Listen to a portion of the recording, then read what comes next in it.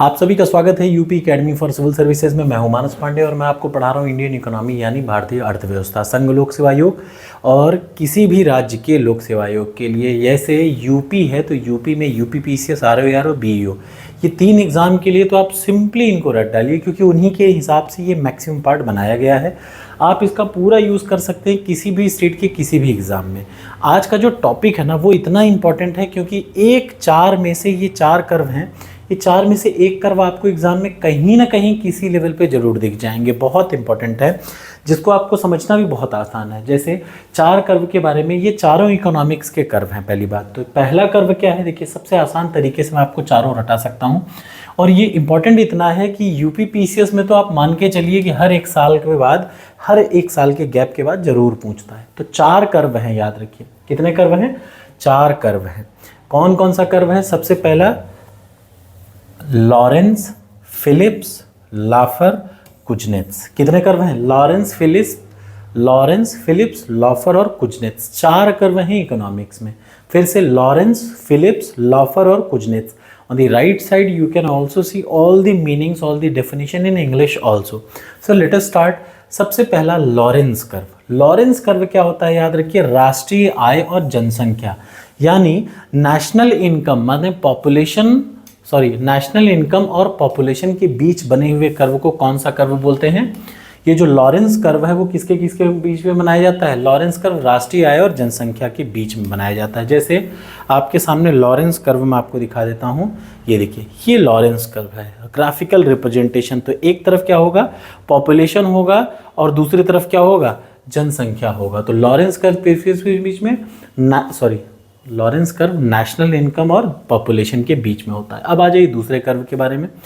पहला कर्व हो गया, दूसरा कर्व होता है फिलिप्स कर्व। आपको सिंपली इतना ही रटना है। लॉरेंस क्या है? राष्ट्रीय आय और जनसंख्या यानी नेशनल इनकम और पॉपुलेशन के बीच के बने हुए कर्व को बोलते हैं लॉरेंस कर्व।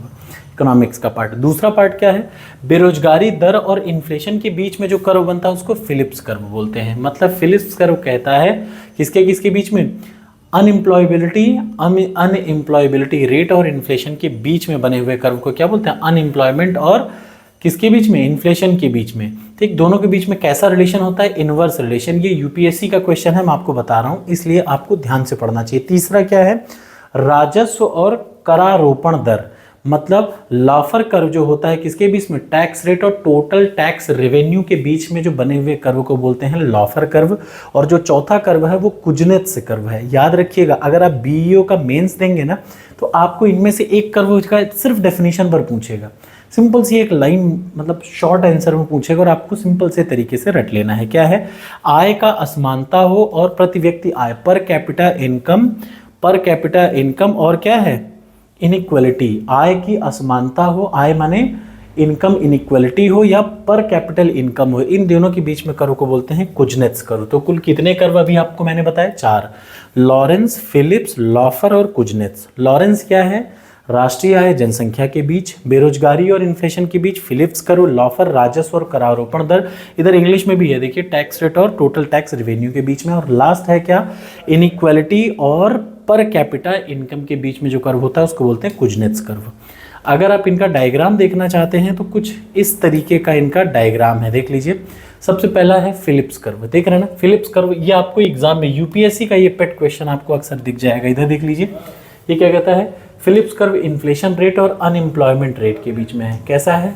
ऐसा है, देख रहे हैं? इनवर्स रिलेशनशिप है। लॉरेंस कर्व का है, ये है। अगला आ जाइए, ये कौन सा कर्व है? ये है सबसे पहला, इधर देख लीजिए, तीसरा जो कर्व है वो है क्या? लाफर कर्व, ठीक है ना?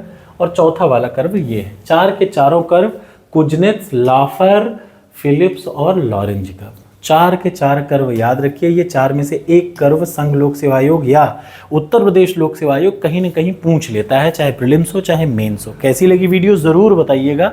ये कॉन्सेप्ट आपको और कहीं नहीं मिलेगा। अच्छा, ये मैं पता कैसे कर रहा हूँ ये भी मैं बता दूँ। आपको इकोनॉमिक्स पास करने के लिए सिंपली 3 काम करने हैं। पहला काम, मेरी ये पूरी प्लेलिस्ट को रट डालिए।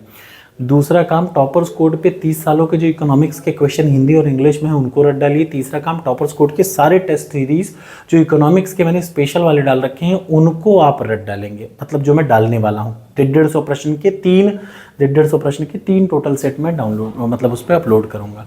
तो कैसा लगा वीडियो ज़रूर बताइएगा। Thank you so much.